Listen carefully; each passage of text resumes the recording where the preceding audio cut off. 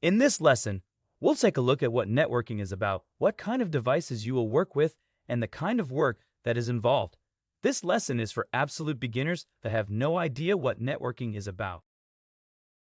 Network usage. Networks are used for a number of reasons. One way or another, it's usually about sharing information.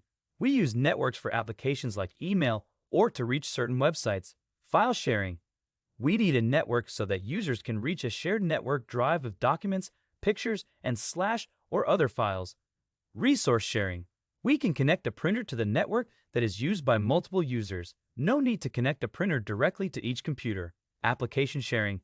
We might have users that require access to the same application. For example, a finance department with 5 users that need access to the same bookkeeping software. A network can be as small as 2 computers that are directly connected to each other or as large as the internet with millions of devices. Network hardware. To build a network, there are some devices that we need. Let me give you an overview with some of the basic hardware that is used. Host devices. Host devices are the devices that are used by end users. A decade ago, we mostly used desktop computers, but nowadays we have laptops, smartphones, and tablets. Servers. Servers are similar to computers but have a different role in the network. For example, when you check your email, your client is connecting to an email server to fetch your email. This email server might be used by thousands of users, so it has to be available 24/7. Servers use similar hardware as what you will find in computers, but depending on their task, are more reliable.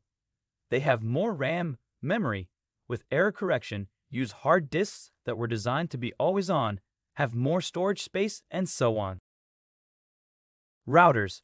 Routers are used for a number of reasons. The main reason is that they figure out what path to use to get to a certain destination. By exchanging information about networks between different routers, we are able to calculate a path to get to each destination. Routers can be as small as something we use at home or at a small business, or as big as the routers that are used by internet providers like AT&T that handle a lot of traffic. Firewalls. Besides all the great things the internet offers us, there is also a lot of malicious stuff.